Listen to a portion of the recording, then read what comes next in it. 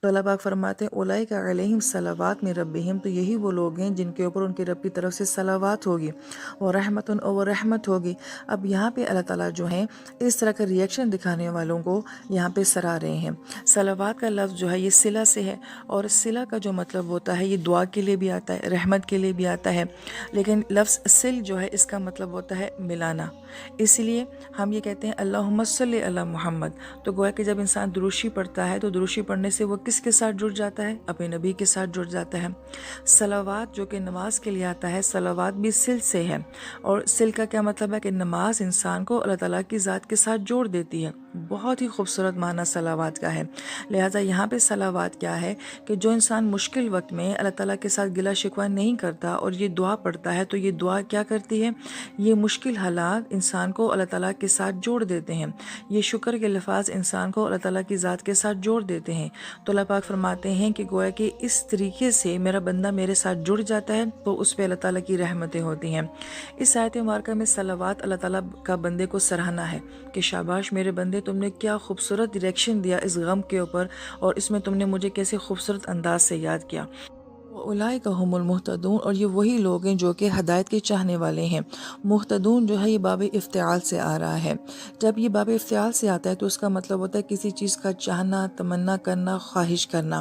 تو مہتدون کا مطلب یہ ہوتا ہے کہ بندہ اللہ تعالیٰ سے ہدایت چاہتا ہے، اور ہدایت چاہنے کے لیے اس کا ایسا رویہ ایٹیٹیوڈ ہوتا ہے کہ وہ اللہ تعالیٰ کے ساتھ لڑتا نہیں ہے، گلے شکوے نہیں کرتا، بلکہ وہ اللہ تعالیٰ کو جو ہے محبت کے ساتھ یاد کرتا ہے۔ تو اللہ تعالیٰ فرماتے ہیں جو اس انداز سے اللہ تعالیٰ سے ہدایت مانگتے ہیں تو ایسے لوگوں کو اللہ تعالیٰ کی طرف سے رحمت بھی ملتی ہے اور شاباش بھی ملتی ہے، جو کہ صلوات کی صورت میں ہوتی ہے۔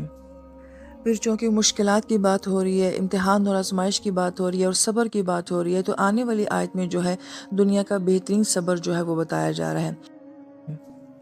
پھر چونکہ مشکلات کی بات ہو رہی ہے، امتحان اور آزمائش کی بات ہو رہی ہے، اور صبر کی بات ہو رہی ہے، تو آنے والی آیت میں جو ہے دنیا کا بہترین صبر جو ہے وہ بتایا جا رہا ہے۔ ان الصفا والمروہ من شعائر اللہ، کہ صفا اور مروہ جو ہیں یہ اللہ تعالیٰ کی شعائر یعنی کہ اللہ تعالیٰ کی نشانیوں میں سے ہیں۔ تو گویا کہ صفا اور مروہ کے ساتھ ہماری جو سوچ جڑتی ہے وہ کس کے ساتھ جڑتی ہے؟ حاجرہ علیہ السلام کے ساتھ، اسماعیل علیہ السلام کے ساتھ، ابراہیم علیہ السلام کے خاندان کے ساتھ۔ تو یہاں پہ ایک بات جو ہمیں سمجھنا ضروری ہے کہ دنیا کا بہترین صبر جو ہے ہمیں اس عورت میں نظر آتا ہے کہ بچہ پیاس سے رو رہا ہے، صحرا ہے، ویرانگی ہے، کوئی آثار نہیں ہے، کوئی ساتھ نہیں ہے، کوئی سپورٹر نہیں ہے، اور اس وقت میں اس عورت کا یہ صبر کہ وہ اللہ تعالیٰ سے دعائیں کرتے کرتے اپنی اولاد کے لیے پانی تلاش کر رہی ہے، تو یہ بہترین صبر کی مثال ہے۔ پھر اس کے بعد صفا لفظ جو ہے یہ صفی سے ہے، اور صفی کا مطلب ہوتا ہے چننا، کسی کو محض اپنی چوائس کی وجہ سے چن لینا۔ اس لیے یہ لفظ قرآن پاک میں صرف نبیوں کے لیے بہت زیادہ استعمال ہوا ہے، کیونکہ نبی جو ہوتے ہیں وہ محض اللہ تعالیٰ کی چوائس ہوتے ہیں۔ اور صفا کو صفا کیوں کہا جاتا ہے؟ کہ یہ جو صفا پہاڑی ہے یہ اللہ تعالیٰ کی چنی ہوئی پہاڑی ہے، اور جو مروہ ہے یہ مرآ سے ہے، اور مرآ سے ہی امراتن کا لفظ بھی بنتا ہے جو کہ عورت کے لیے بولا جاتا ہے۔ تو گویا کہ مروہ کی نسبت جو ہے وہ مرآ کے ساتھ ہے، عورت کے ساتھ ہے۔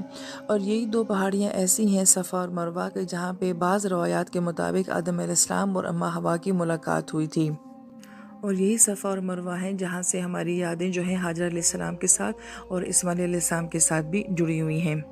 پھر اللہ تعالیٰ فرماتے ہیں فمن حج البیت، پس جو کہ تم میں سے جو ہے میرے گھر کا حج کرتا ہے، اوی تمرا یا پھر عمرہ کرتا ہے، فلا جناح علیہ، تو اس کے اوپر کوئی گناہ نہیں ہے، ان یطوف بہما، کہ وہ ان دونوں کا طواف کرے۔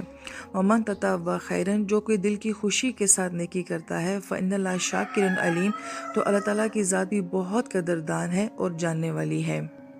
اب یہاں پہ جو اللہ تعالیٰ کے اسماء حسنہ میں سے شاکرون کا لفظ آیا ہے، یہ شین کاف را سے ہے، اسی سے شکر بھی نکلتا ہے، اور اللہ تعالیٰ کا خوبصورت نام شاکرون بھی ہے اور شکورون بھی ہے۔ جب آپ تفسیر پڑھیں گے تو آپ کو سمجھ آئے گی کہ شاکر اور شکور کا کیا فرق ہوتا ہے، مگر اس کا جو ایک معنی بیان کیا جاتا ہے وہ یہ کہ شکر کہا جاتا ہے کہ چیز بہت تھوڑی ہو اور اس کا نفع بہت زیادہ ہو، جیسے کہ وہ جانور جو کہ بہت تھوڑا چارہ کھاتا ہو مگر دودھ بہت زیادہ دیتا ہو، تو اس کے عربی زبان میں دابت الشکور کہا جاتا ہے۔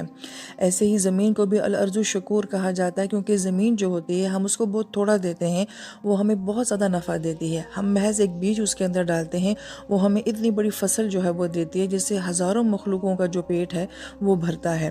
تو گویا کہ کسی چیز کو بہت تھوڑا دینا اور اس کا آگے سے بہت زیادہ دینا جو ہے وہ شکر کہلاتا ہے۔